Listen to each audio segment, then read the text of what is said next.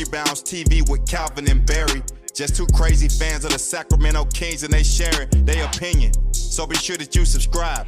It's for the fans, by the fans. Whether you chilling on the couch or wildin' in the stands. For laid back conversations about the Kings, subscribe here. Staying down until we come up thinking this gon' be our year. We're here drinking beer, talking about the Kings. Be sure you subscribe so you can hear that bell ring. Yeah.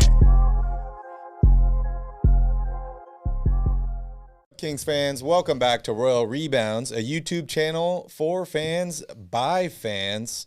Well, Cal, we got to see De'Aaron Fox ejected tonight, which I think is a bunch of bullshit.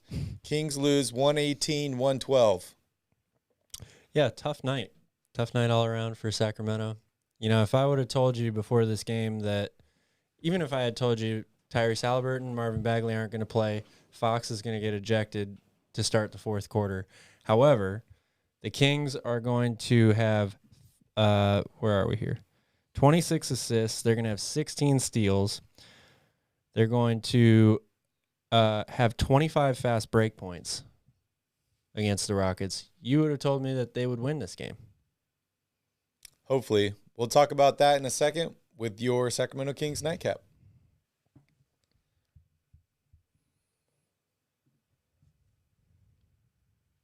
We're here.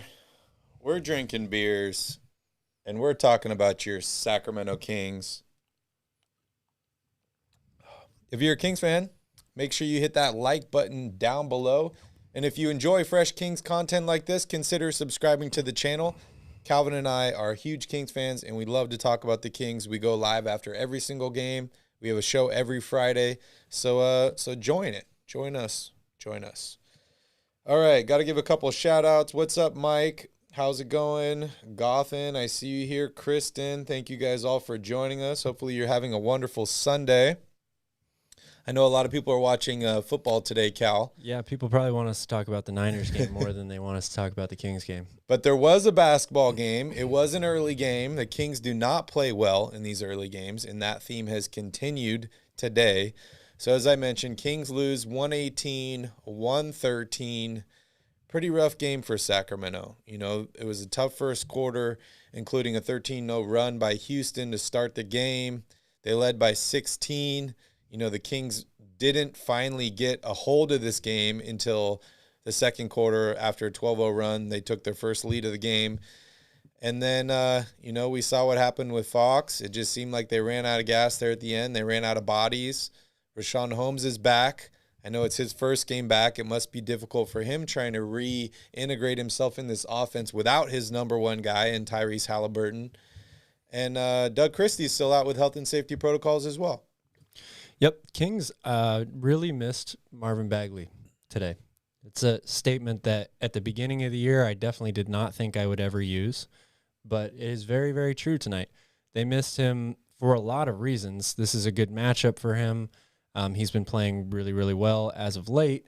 They definitely missed his rebounding big time tonight, and they missed him. He's not a defensive stopper or an elite defensive player by any means, but he is by far the Kings' best option to throw against Christian Wood. Christian Wood had 14 rebounds in this game. I don't think he had more than 10 the other day when they played them the first time. Mm-hmm. His scoring was around the same, but Richaun Holmes, tough cover for him in his first game back. Even Metu, you know, is not exactly the greatest option to put on him. And Harrison Barnes will give effort, but is, again, not the best option that the Kings have. So, obviously, they missed Tyrese Haliburton. They missed De'Aaron Fox when he gets ejected in that fourth quarter. But Marvin Bagley left a big hole for them tonight. Yeah, also Damian Jones, you know, first game back, too. You know, so him and Richaun are kind of trying to get their win back, trying to get back in the flow of things. Marvin Bagley's out due to a right shoulder injury. It doesn't seem very serious, so hopefully he'll be back, you know, against this next game against the Detroit Pistons. But you're right, they did need him a lot. I'm just going to fast forward real quick to the end of the game. It doesn't matter how good a defense you play if you can't get the rebound. And that's what we saw in the final minute of this game was the Kings played great defense. They forced a contested three, which was actually really close and almost went down. But it came out, and you don't get the rebound, and it turns into more points for Houston, and they win the game. Yeah. Yeah, it's this one of the same issues that we've talked about all season long with this team, and there were multiple of those in this same game. Can't get off to a slow start. You can't let a team go on a 13-0 run to start the game. You have to come out, match the same energy. These two teams just played each other a couple of days ago.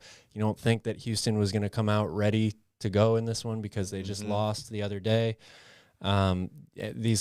Houston is a bunch of young players that have short memory spans. They don't really care what their record is. They're just trying to go out there and play. And the Kings, if you're going to be a good team in this league, you have to understand that and be able to match that energy right away. And then, yes, defensively, there was, aside from the steals and the turnovers in this game, neither team really played defense. That first half was just layup after layup, alley-oop, alley-oop. And that is kind of what we expected from these two teams anyway. We expected high-scoring games. But in the fourth quarter, you have to buckle down. And I understand that it's tough when you're missing your two top players and three of your best six players probably. But that's the thing with this team. They just, every time they give you, the smallest ounce of optimism, they immediately take it away the next day. Yeah, it looks like Lane wants to talk about the flagrant 2 and Gothan wants to talk about milk and cookies. Which one would you like to talk about first? Well, I'm not really sure what he means by milk and cookies, so we can go with whatever you want. But I love milk and cookies. I know. Everybody's drinking beer. He's the one drinking milk and cookies. oh, is that so? Okay, that's nice, dude. I love cookies. Who doesn't like milk and cookies? I don't know. All right, well, I guess we'll talk about this flagrant 2 on De'Aaron Fox. So, Cal, while we were getting ready for the show, you heard my opinion, but I just want to kind of hear your thoughts real quick. On the flagrant 2? Yeah. Well, unfortunately, people aren't going to like what I have to say about this. When I saw the play happen, first of all, Mark Jones, I don't know what the hell he was smoking today, because everything he was talking about during that official review was so blatantly wrong. First of all, he said there was no contact made. He did hit him in the head. I don't know what he was talking about there. Yeah. I expected them to give him a flagrant 1 foul. I did not expect a flagrant 2. However, the problem with the play was it was a very unorthodox basketball play. The side swipe where you cock your arm back like that. There was wind up. I don't really understand why De'Aaron Fox went for that move in the first place. And then, again, this is not exactly his fault, but just the way it looks, especially when you watch it over and over again in slow motion. There's the initial swing with the right hand, and then as he's falling back, it looks like he kind of pushes him down again with the left hand. I'm not saying that's what happened, but when they came back with their determination that it was a flagrant 2, I didn't really find a whole lot of I didn't have a ton of issue with it necessarily. Obviously, you don't want it to happen, but I thought that there were way worse calls made in this game than that one. Yeah, I understand it. When you go through what a flagrant 2 is and you think, is it contact above the shoulder area? Yes, there was. Was there wind up? Yes. Unfortunately, they don't look at intent, which for me, I know it's hard to figure out what somebody's intent is, but intent is really what is important here. De'Aaron Fox was kicked out of this game late in the game, and, not saying the Kings would have won this game, but they definitely have a better shot at winning this game if De'Aaron Fox is not ejected. And, you just look at some of the things that have happened in the past for what guys get ejected for, and it doesn't weigh out, in my opinion. No, I agree with that. Everyone will say, well, he shouldn't have done the wind up and all that stuff. Well, when you're, defending the basket, and what are you supposed to do? Just put your hand up, just put your hand on the ball. That's how they get an and one every time. And I don't think he was trying to foul him. I seriously think that he was going for the ball, and he did hit the ball first. I think that he expected him to go up for a left-hand layup and not to try to dunk the ball with his right hand, which is why he got caught with the contact, because he came directly into him with the ball rather than trying to scoop it around him, which is why you would be reaching out like that. But still, if you're, that's just not a really, that's not a typical basketball play to try to go up for a block like that. Yeah. So it's not a block. It doesn't look right, which from the officials' standpoint, that kind of, like you said, the wind up and all that stuff. Again, when you're looking at this from an official's view or whatever, those are the things that they're going to notice, obviously. Yeah, and it's crazy because, you know, you're trying to protect the basket. You hit the ball first, and then you hit him afterwards with the follow through. It's just really tough. I think that it was a foul, but he should not have been ejected from the game. He definitely should not have been ejected, in my opinion. There are way worse plays that happen. And it looked bad. It did look bad. The way the guy falls and all that stuff, it makes it look even worse. And he was, like I said, injured I was for a second. surprised that they ruled it a flagrant 2. I expected it to be a flagrant 1. But you know, it's one of those things. You have to figure out a way. Obviously, this didn't lose the game for them. That one play, that one call wasn't the reason they lost the game. You have to find a way to get around that. Yep. Yeah, and we'll probably end up talking about that a little bit more here because I'm still a little irritated about that call. But you want to talk about your keys to the game first, or you want to dive into box score? We'll go with the box score. Okay.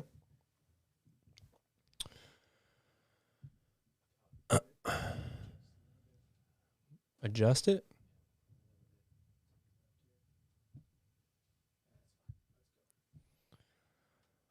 Buddy Hield led the Kings today. 27 points, 5 of 9 from 3, 9 of 16 from the floor, 5 rebounds, 2 assists, 4 steals. He had a really good game. And Davion Mitchell also had a really good game off the bench, 16 points, 7 of 12 from the floor, 4 steals as well, 7 assists. Terrence Davis did not shoot well from 3, but he still added 17 points, 6 rebounds, 5 assists, and 4 steals again. Fox, in about 3/4 of play, 14 points, 6 of 12 from the field.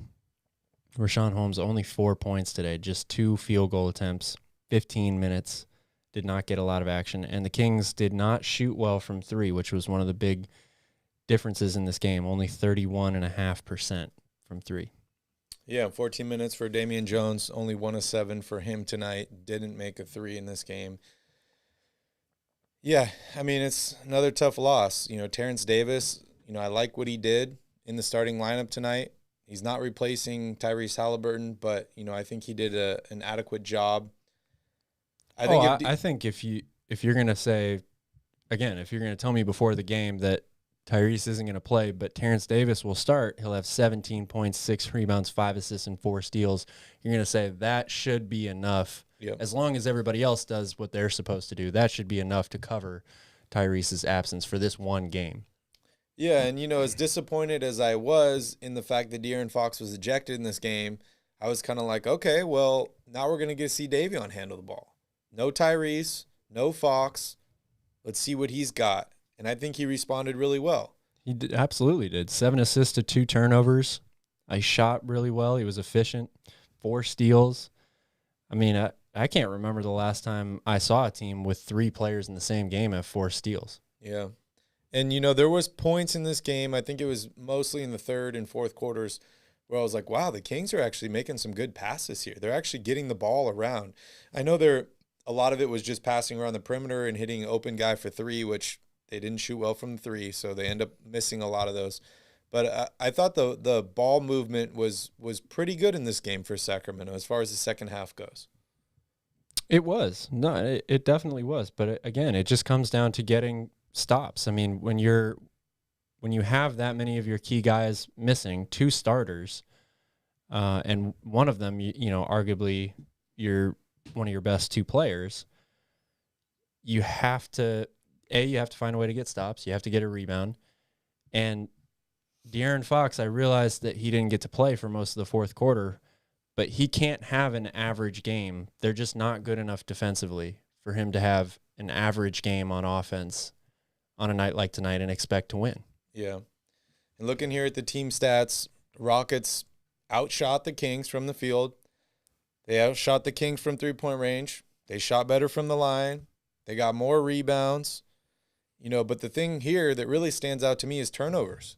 23 turnovers for tonight for Houston, and the Kings couldn't capitalize. Only 12 for them, and they still lose this game. Well, that's the thing is the Kings did capitalize on that. I mean, they scored 34 points off those 23 turnovers. They had 25 fast break points, but they allowed the Rockets to shoot 54% from the field, 40% from three, and they were 20 of 24 at the free throw line. That's the difference right there. Not a recipe. Too many easy baskets for success. Not at all. All right, let's jump here into your keys for the game. Well, key number one was share the ball. Most of these they hit on. But again, if you just allow layup after layup after layup and dunk after dunk after dunk, it's going to counteract everything good that you do throughout the course of the game. So number one was share the ball, 26 assists tonight, which is a good number. If the Kings are, right around that 25 assist mark every game, that's something that's really positive for them. 3-point shooting didn't quite hit on this. They battled back and shot well in streaks, but only 32% basically for the game. And number three, bench production, they killed it again. I think 51 points off the bench tonight. Davion and Buddy alone combined for 43 points off the bench. And if it wasn't for Buddy and Davion, the Kings would have shot horrendous from three-point range. And they would have lost by 20. Yeah. Yeah, just an unfortunate loss. We talk about how this Houston team has the worst record in the West. We talked about it in the last podcast, but they do have a lot of good young players on their team. They sure do. Jalen Green, we talk about De'Aaron Fox being the fastest and most explosive player in the league. Jalen Green definitely is right behind him. That guy, good luck stopping him from getting to the rim. Yeah. And he can probably jump higher than De'Aaron Fox can also. And Kevin Porter Jr. had a 50 game last season. You got Christian Wood. He's been playing really good. They still have Eric Gordon. I know he's a little bit older, but, he's definitely a baller. We talked about this before these two games started. The Rockets have a pretty solid starting five in terms of scoring ability. And then after that, there's nothing. So you expect all of these guys in the Rockets starting lineup to come out and play really well. And tonight, they sure did. I mean, Kevin Porter Jr. and Christian Wood both with 23 points apiece, 15 for Jalen Green, 15 for Eric Gordon, 10 for Jayshawn Tate, who almost had a triple-double against them the other night. The difference in this game between the last one, Garrison Matthews, 17 points off the bench. He had 0 in the first matchup. And Christian Wood wasn't in foul trouble in this game. Yes. So although he also had easy, favorable matchups to go at all night long. And you mentioned the rebounding being an issue. Yes, the Kings got out-rebounded, but they weren't giving up a ton of offensive rebounds. They only gave up 4 offensive rebounds in this game. They got out-rebounded because they bricked a bunch of shots, and it allowed that you don't have Marvin Bagley crashing the offensive glass, who usually puts in maybe 4 or 5 offensive rebounds, or that's probably a little high, but 3 to 4 offensive rebounds a night. That's a difference right there. Metu led the Kings in rebounds tonight at 7. I don't think you're going to win a lot of games not having a single guy on your team in double-digit rebounds. Rashawn Holmes is back. He only played 15 minutes, but 0 rebounds for him tonight at all. 4 points. It seems like it's been a real struggle for him since he's had that eye injury and just getting comfortable and getting adjusted. He hasn't played in a month. It's not just the eye injury. He had to deal with COVID and all that stuff, and so stamina and endurance clearly an issue, timing an issue, and you hope that he's able to get back to his old self quickly. But at the same time, if Marvin Bagley keeps playing the way he's playing, again, it's not that the Kings will be exponentially better this way, because they're still very in their ability to play defense is not nearly good enough. But if you're going to play to the strengths of this team, fast pace, high scoring, get out and run, Rashawn Holmes might be unfortunately like the odd man out in that regard. And he is officially trade eligible as of just 2 days ago. So it'll be interesting to see what happens with him. Only 2 days left, Calvin, on my prediction. And I want to talk about that a little bit more in the second section. But Kings Next Level says, Buddy value going to rise while Tyrese is out. As long as he shoots well and doesn't make these bonehead turnovers that we see from him quite frequently. But he certainly has an opportunity to skyrocket his value while Tyrese is out. And the less ball handling for him, the better, in my opinion. Oh, absolutely. He needs to have either Fox or Davion out there handling the ball. And, in a perfect world for me, Buddy Hield's running a marathon and just running around screens all game, and I'm hitting him for wide open catch and shoot threes. Yep. In a perfect world. We all know we're not there.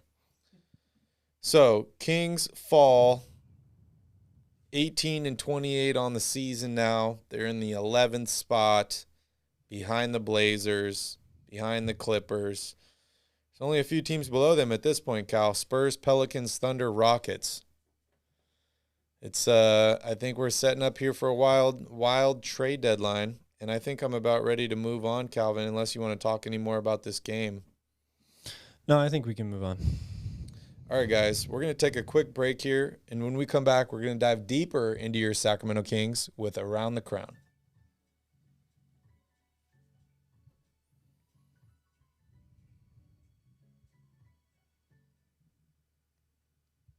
Welcome back. This is Around the Crown. We're talking all things Sacramento Kings and beyond. Join the Royal family by hitting that subscribe button down below, and while you're down there, you might as well smash up that like button. All right, Cal, you want to remind them about All-Star voting? All-Star voting, we have until this Saturday, January 22nd, to get your All-Star votes in. Yeah. Every day you can vote. Make sure you vote for your favorite Kings player. We need some representation at All-Star Weekend, so make sure you guys support your team and support your players. De'Aaron Fox is playing a little bit better now. I'd love to see Tyrese there, but unless you guys get out to vote, unfortunately, we won't see anybody there. I don't know what's going on with dunk contest and three-point contest and all that stuff, but I'd love to see some representation for your Sacramento Kings. All right, Cal, we got a pretty light schedule today, but one thing I want to talk about, I heard Katie mention during the game today, was she said, it looks like De'Aaron Fox lost some weight. We all talk about how he bulked up during the offseason. He looked, like pretty strong. A lot of people were critical of him, saying he needed to get stronger so that he could bang down inside so he can finish at the basket, stuff like that. He started off this season pretty rough. He lost some weight. Now he seems to be getting into his groove. How do you see this whole thing playing out? Well, first of all, we don't really know how much weight he's actually lost. So I don't know that you can really make a definitive determination that he needs to be playing at a lighter weight in order to be successful. Also, you and I know this pretty well. For guys with that body type who are that fast, your metabolism is incredibly high, and it's hard, especially when you play a professional sport and you're running all the time. He's not in the gym lifting weights as much during the season as he is during the off season. It's hard to keep muscle mass and keep weight on over the course of an 82-game season. So it's inevitable, really, that a guy that age with his body type will regress back to the mean a little bit. Yeah, she was talking about how it's a pretty normal thing that happens to a bunch of guys in the NBA.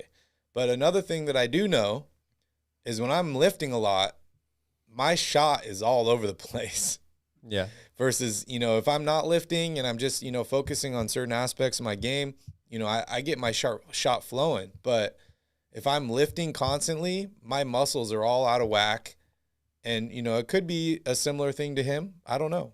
Yeah. Well, my argument with that would be he takes more shots every day than you do, whether he's lifting or not. That's true. So I think there is a little bit of a point to what you're saying there, but I don't think this is as big a deal maybe as Katie might have been insinuating it is. Yeah, I think she was just kind of looking at it as a, what's the difference in this guy? What has really changed? And I don't know if many things have changed, but it's good to see him playing better. Well, I definitely will say when the season started, everybody wanted to talk about how the game was being officiated, right? The referees were letting more stuff go, letting more contact at the rim go. You've brought it up a few times over the past couple shows about how De'Aaron Fox doesn't look like he's trying to draw the foul anymore. He's just worried about making the shot. So I think it's probably more of a, adjusting to how the game is being called throughout the course of the season. We're more than halfway in now, so not only should guys be, in a rhythm just from a basketball standpoint, but they've now adjusted to every year the officials have a new set of rules that they're focusing on, right? So in the beginning, those first few weeks or a month of the season, it takes a little bit of time for everyone, the officials and the players, to kind of get into a rhythm within the game. And I just think that's what you're seeing from him now. Yeah, I can agree with that. All right, Vinny, can you show my screen here? I was reading an article.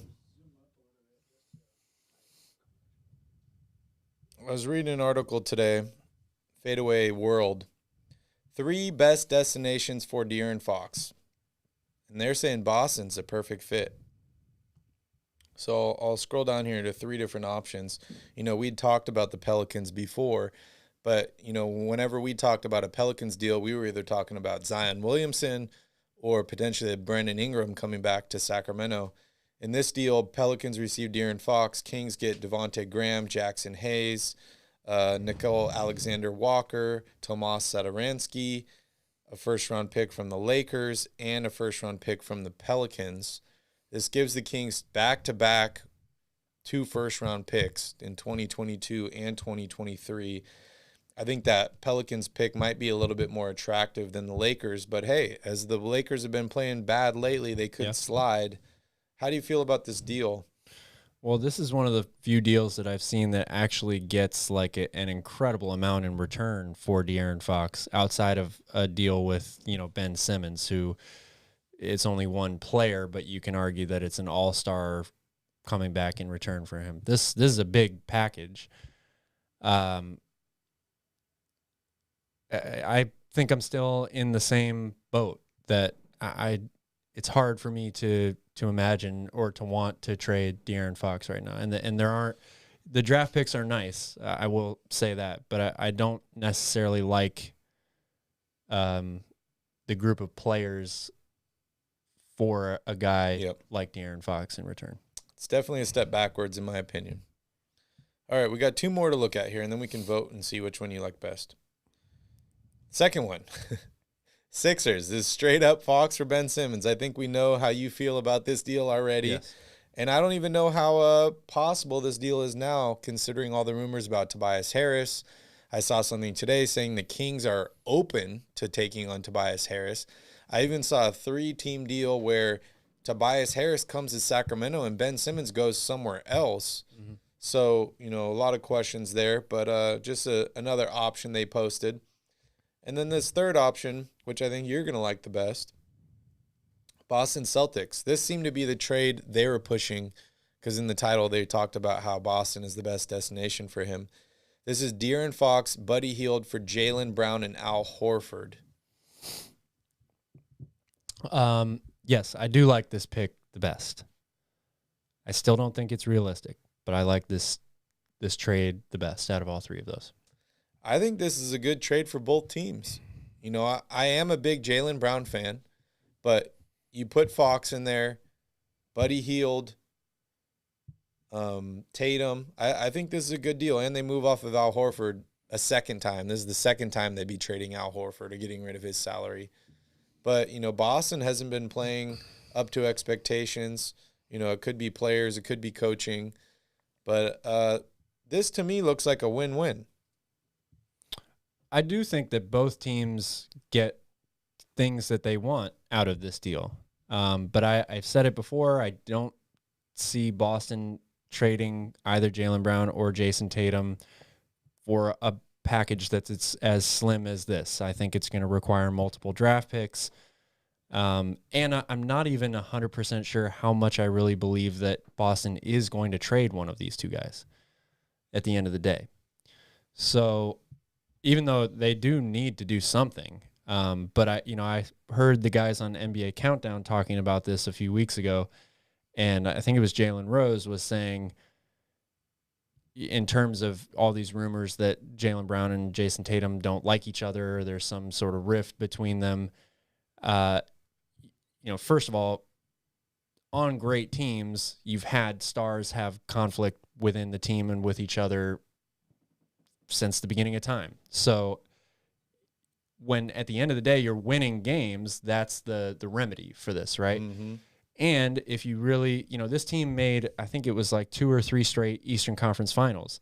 So why wouldn't Boston be trying to put more around those two guys rather than give one of them up? It seems more like a lateral move if you're even if you get somebody like De'Aaron Fox in return.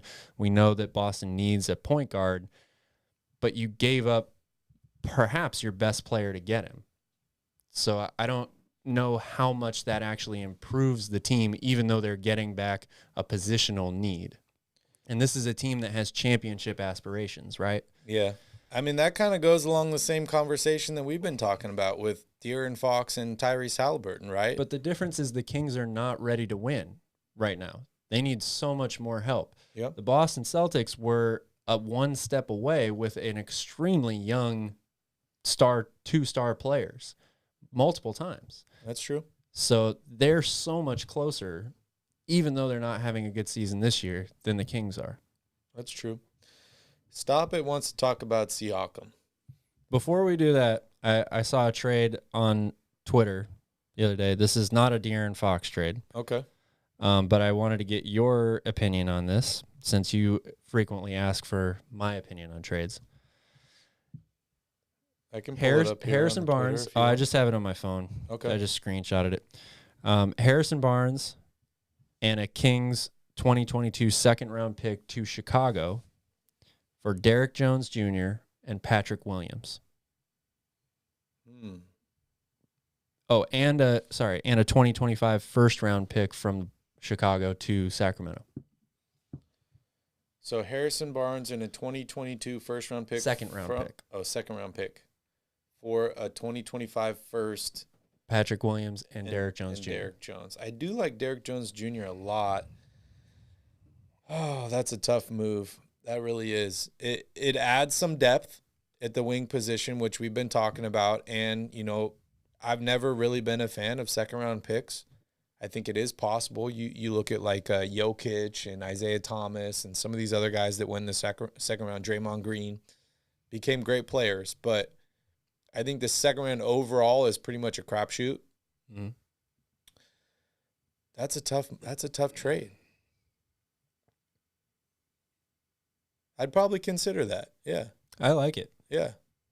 What is so if you're Chicago, you're just doing this because Harrison Barnes is more win now kind of guy? Yep. Yeah, I think the idea is that it fits both teams' timelines better. You get a younger Patrick Williams to go along with the young core that the Kings have. Patrick Williams, before he got hurt this year, he had made some good strides from year 1 to year 2. He's a good defender. Little undersized for power forward, but he can play power forward. He's athletic. You put him alongside Marvin Bagley at the 4 and 5. That's, again, a team that can really get out and run, spread the floor. And Patrick Williams, he does have a lot of upside to him still. And then Derek Jones Jr., like you mentioned, he helps kind of give them a little bench depth at the wing position as well. You clear Harrison Barnes' salary in addition. It's interesting. Yeah, I think, I'm going to say what I said in the past, and that's that I'm probably going to try for a bigger move first. That's probably not going to be my first trade, but if it gets close to the deadline and that's pretty much on the table and I don't have a lot of other options, I think I'd probably go for that deal. I think I would. All right, Vinny, I sent you something that I want to put on the screen, but we can wait until you get that ready. You can show my screen here. I just want to go through a couple Kings rumors.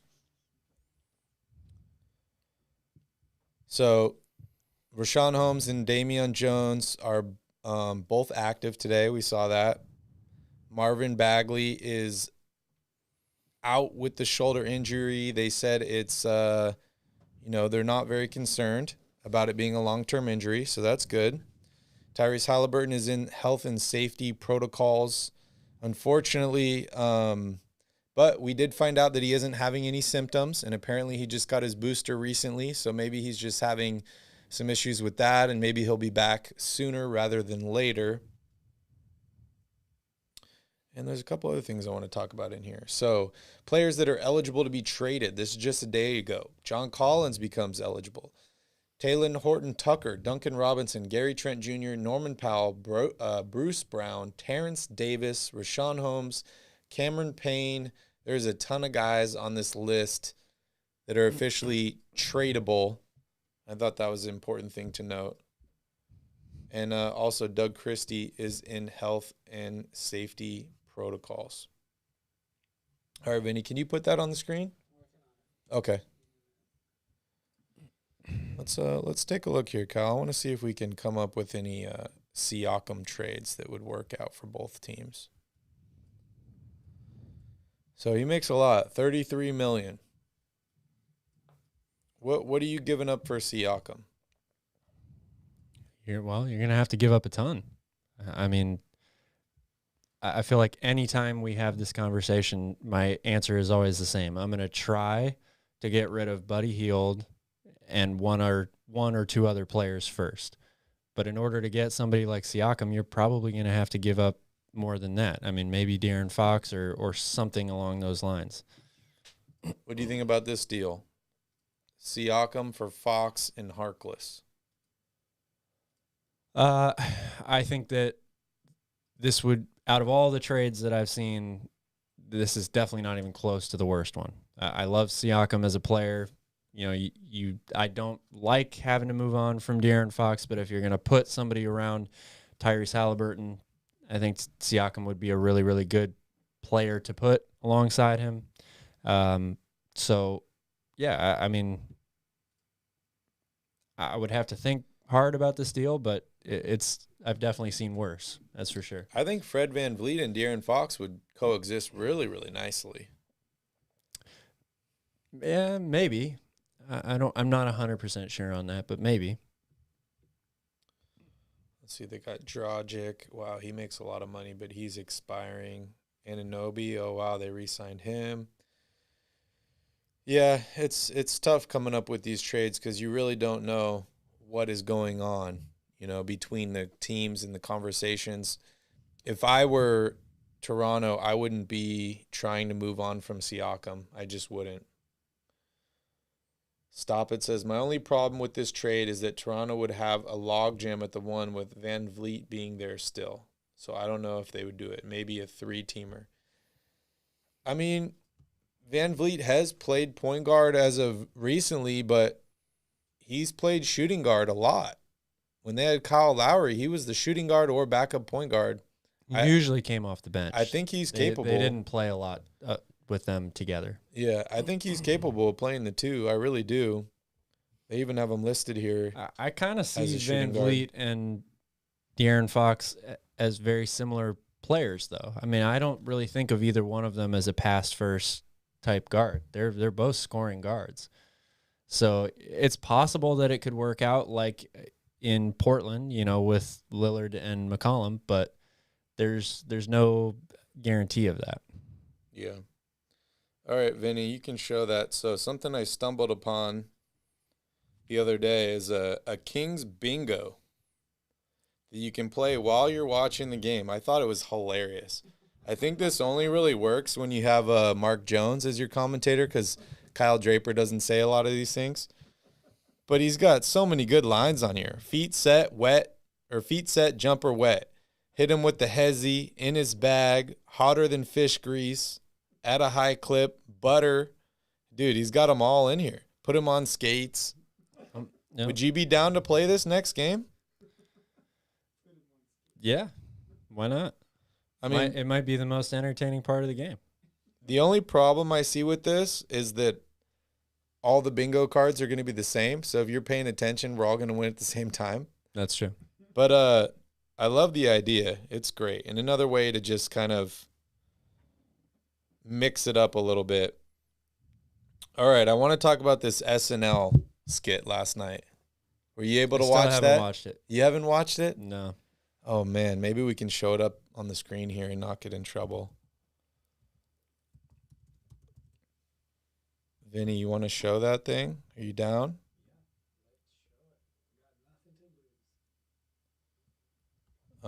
You should be able to look it up, or do you want me to look it up? If you just go to YouTube and then just type in SNL Sacramento Kings, I could look it up for you. It's pretty funny. I don't know if you guys saw it or not, but it is hilarious. And then I saw today that everyone's saying that apparently Deuce Mason looks like the guy in the skit. I'm going to airdrop it to you.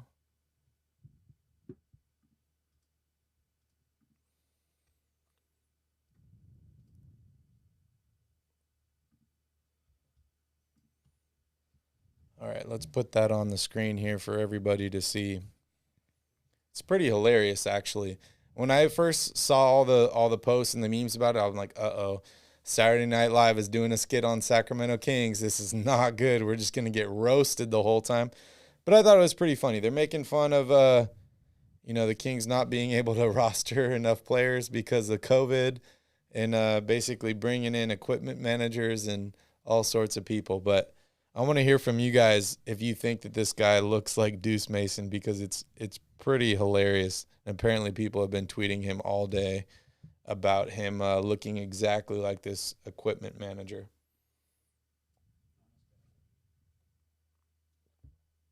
It's good to be relevant again, Calvin.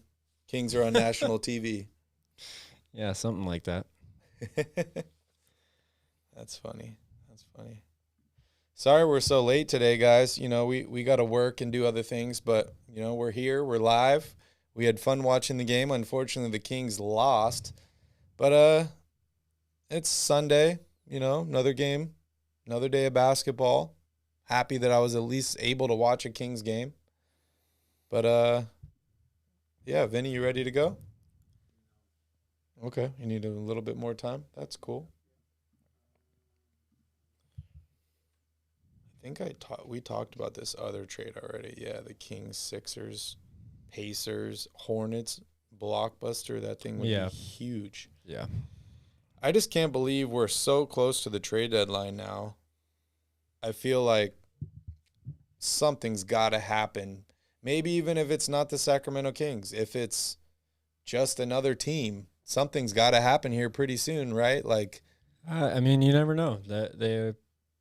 There are many years where people hype up the trade deadline, say there's going to be a ton of movement, and then, it's kind of like the draft. Every year we go into the draft, and all that anybody wants to talk about is, well, these 7 teams are all looking to trade up, and it's going to be crazy. You know, everyone's going to be moving around, flying all over the place, and then they just go picks 1 through 30 like normal. So I don't know. You could see a bunch of movement. You might not see any major moves made. You might see a bunch of just really small trades that kind of look like they're meaningless at first, but end up making a difference for contending teams in the long run, Yeah, something's got to happen. All right, here we go. We got any volume, Vinny?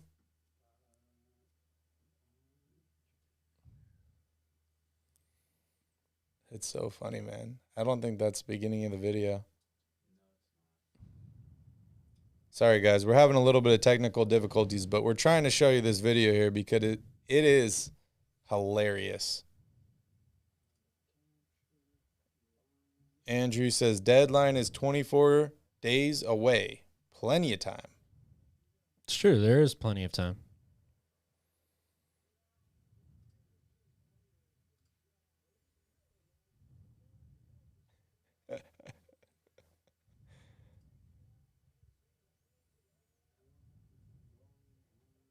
Yeah, you're all good. You just got to start it from the start.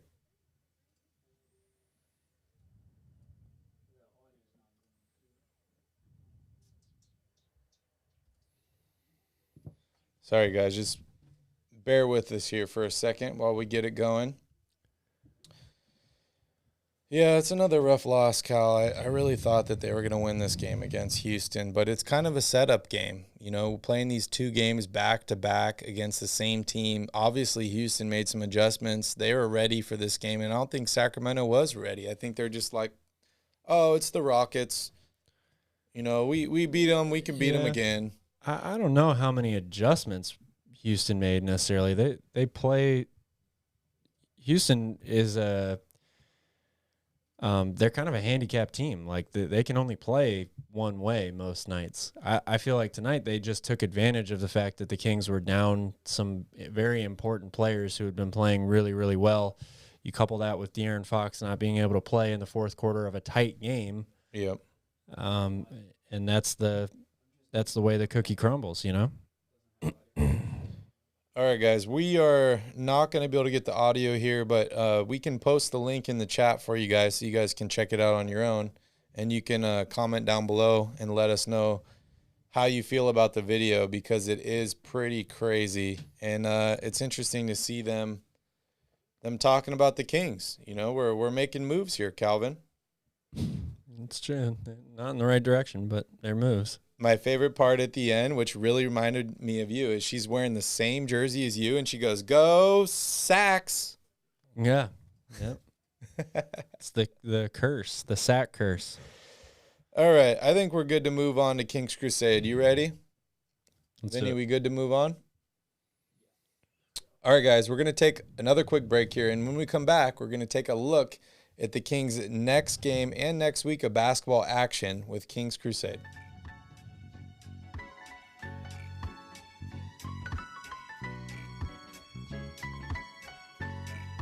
Welcome to Royal Rebounds, a Sacramento Kings YouTube channel for fans by fans. The Kings continue their crusade to get back to the playoffs. Next up is the Detroit Pistons. If you're a Kings fan, make sure you hit that like button down below and consider subscribing to the channel. So, Cal, we're going from one shitty team to another. Next up. Are you talking about Sacramento or the other teams? Right? Does it matter at this point? Next up is the Detroit Pistons.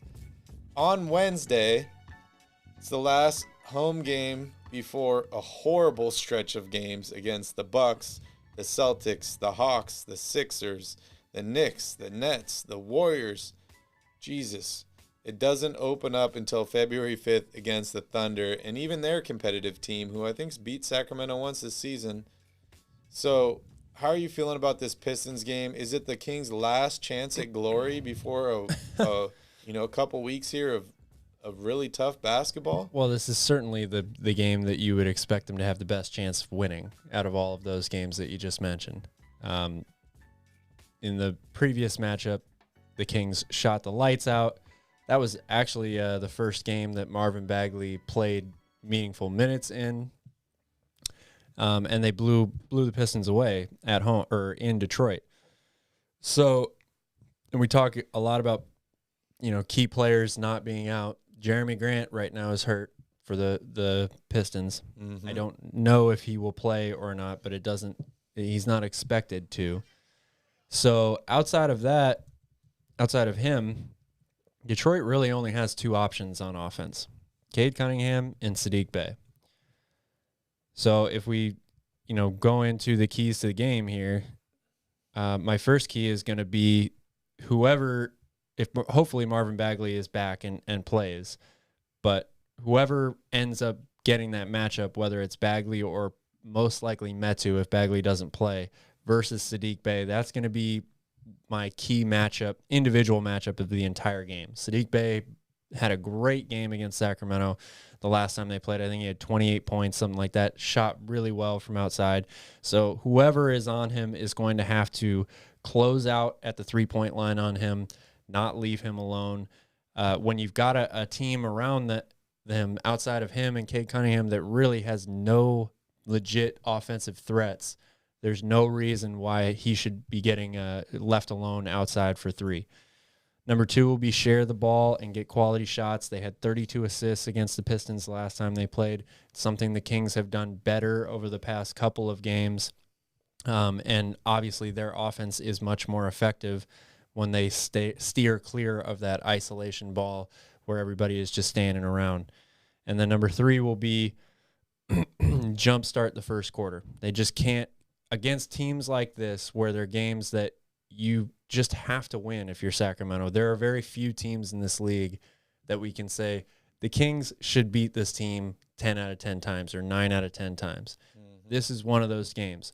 So if you come out flat the way you did today against Houston, put yourself in a hole early, it makes it exponentially harder for you to then win a winnable game at home. So that they got to come out with the right type of energy.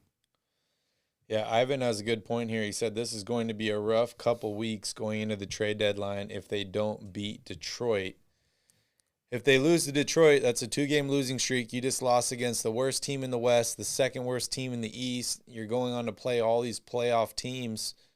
We might see some more pressure on Monty, and a trade might actually get done. It's not a good schedule going into the trade deadline. Well, it depends on what way you look at it. If you want to win games, yeah. yeah. But, hey, it might force his hand. It might make them make a move.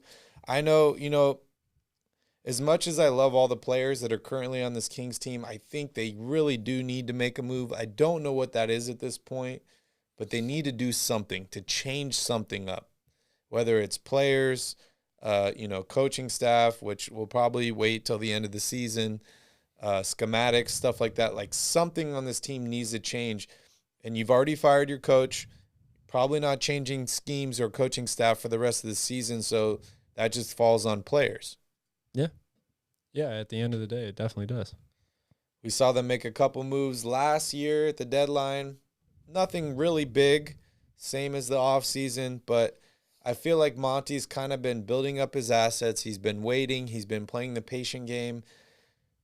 We're hearing more smoke about, Tobias Harris and Ben Simmons.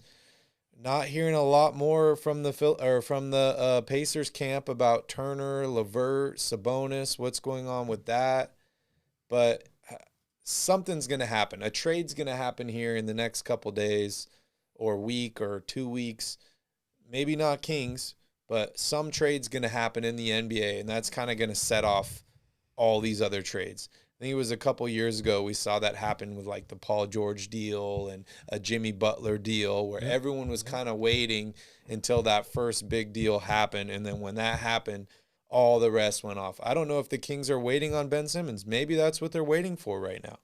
Well, it could be other teams that are waiting on that. Yeah, so if Ben Simmons, finds a new destination, and interestingly enough, they talk about Joel Embiid, and we talked about how if I was Embiid, I'd be pissed that they're not bringing me more talent. But he said there's no pressure. He said he likes the squad that he has now. Maybe it's a shot at Ben Simmons. I don't know. But he said he's not putting pressure on Daryl Morey or anybody in that franchise to change players or move guys around. So, that I don't know how true that is, but I think he's going to be the first domino to fall, and then the rest of the trades are going to happen right after that. Yeah, it's definitely feels like that. We'll see. It does feel that way, though. JN says, it's so frustrating to root for a team that is one of the worst run franchises in professional sports. Yeah, you're right. It is, but it only makes it that much sweeter when they do win. We don't know when that's going to be, but hopefully soon. I know I'm going to keep rooting for them, even if they move to Las Vegas or Seattle or whatever happens. I'm still a Kings fan, so I'm going to continue to root for the team, but hopefully they're better sooner rather than later. Yeah, Calvin, I don't think there's much else we can say about this upcoming schedule. They got to win this game against the Pistons. It's a home game. And then you go into, 1, 2, 3, 4, 5, 6, 7 tough games on the road. One of them is at home, I guess, against the Nets. It'd be interesting to see what happens there. It's almost like you'd rather play a Nets home game at this point because then you don't have to play against Kyrie Irving. Yeah. We'll see how long that lasts. But it's a tough stretch of basketball. But, hey, we're playing against the Bucks. I heard a rumored De'Aaron Fox for Chris Middleton deal about that team. Then we play against the Celtics. We talked about the Jaylen Brown deal.